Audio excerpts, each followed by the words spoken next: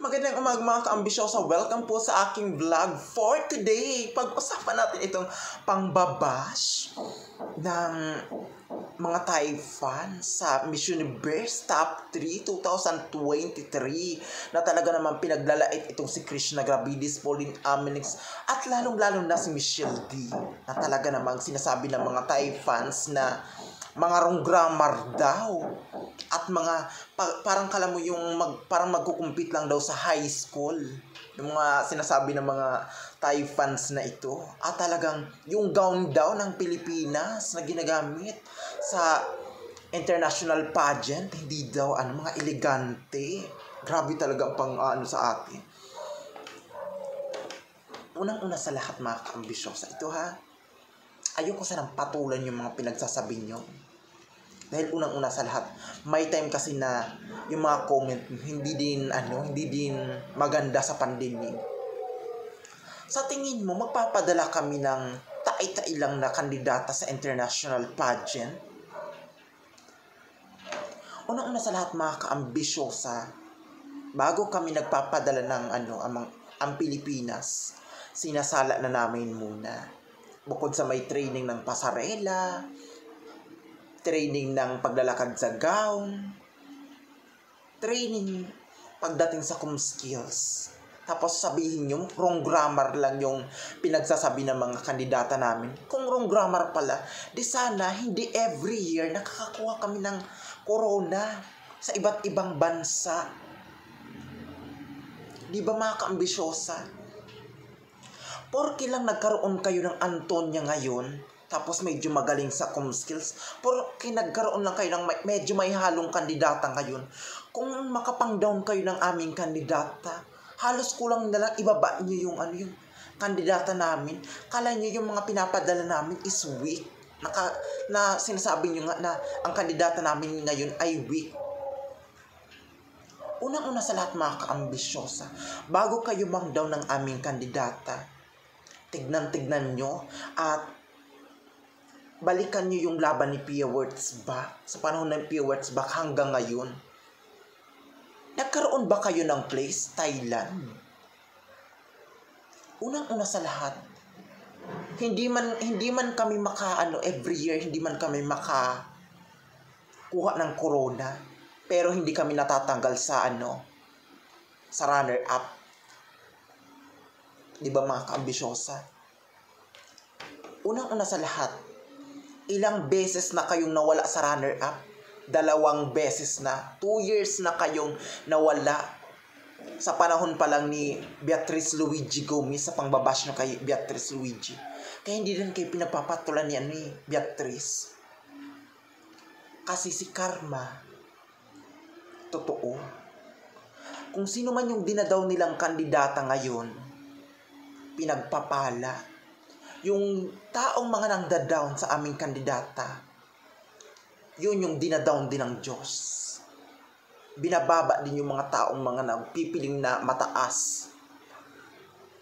Unang-una sa lahat mga kaambisyosa, yung top 3 candidates ng Miss Universe Philippines, bago po yan nakurunahan, training po yan ng kanilang mentor, kung sino man po ang may mga hawak sa kanila. At hindi basta-basta yan isasalang sa final competition ng Miss Universe Philippines dito sa Pilipinas kung hindi po yan handa. Di ibig sabihin kaya po sila nagkaroon ng title dahil magaling sila sa skills. At hindi lang sila magaling sa skills, yung salitang grammar nila, alam nila na maganda yung grammar nila at hindi mali-mali yung grammar nila. Makapagsalita naman kayo, yun na weak na kaagad yung aming kandidata at wrong grammar yung mga pinagsasabi namin sa Q&A. Ay, kaya pala every year yung mga pangbato nyo, pag hindi na kaya magsalita ng English, nagta-Thai language na, gumamit na nga kayo, tumawag na nga kayo sa sa stage ng ng interpreter. Mali pa yung paka-deliver ng interpreter nyo. Kaya di ba hindi kayo manalo-nalo? Kasi nga mga attitude kayo, mga peke na nga mga pagmumukha nyo sa yung mga pinapadala nyo, Mga peke na nga. Niritoke na nga yan at over construction na ang mga mukha ng pinapadala nyo sa international pageant. Tapos, ang ending, hindi pa naritoke itong mga pag-uugali ng ano nyo, kandidata nyo. Makapaglait kayo sa aming kandidata. Bakit? Yung pinapadala ba naming kandidata may mga ritoke? Hoy, wala kami pinapadalang ritokada na mga kandidata sa ibang bansa. Unang-una sa lahat mga kaambisyosa, nagpapadala kami ng mga kandidata sa international pageant.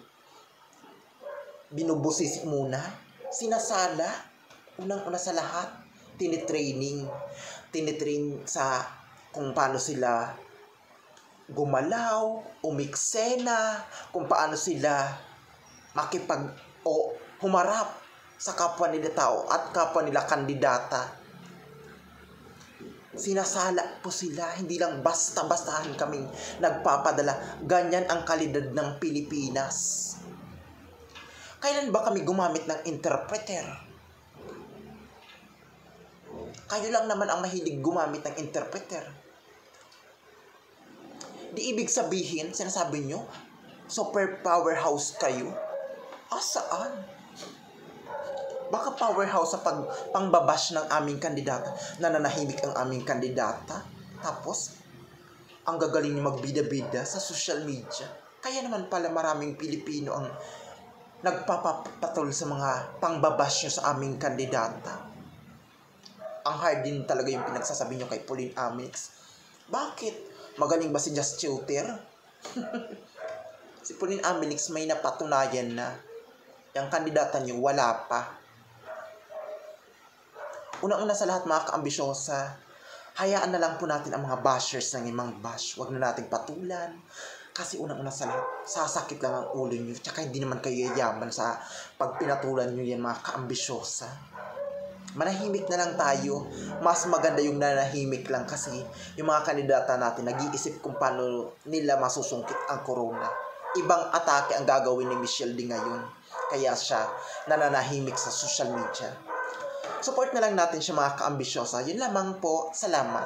Hanggang dito na lang aking vlog. Sana po nag-enjoy po kayo sa aking pagpapaliwanag ngayon. Sa mga hindi pa po nakakapag-subscribe sa aking YouTube channel, please support my YouTube channel, Carla Ambisyosa. Likes and share and click the notifications bell button for more updates and please comment down below.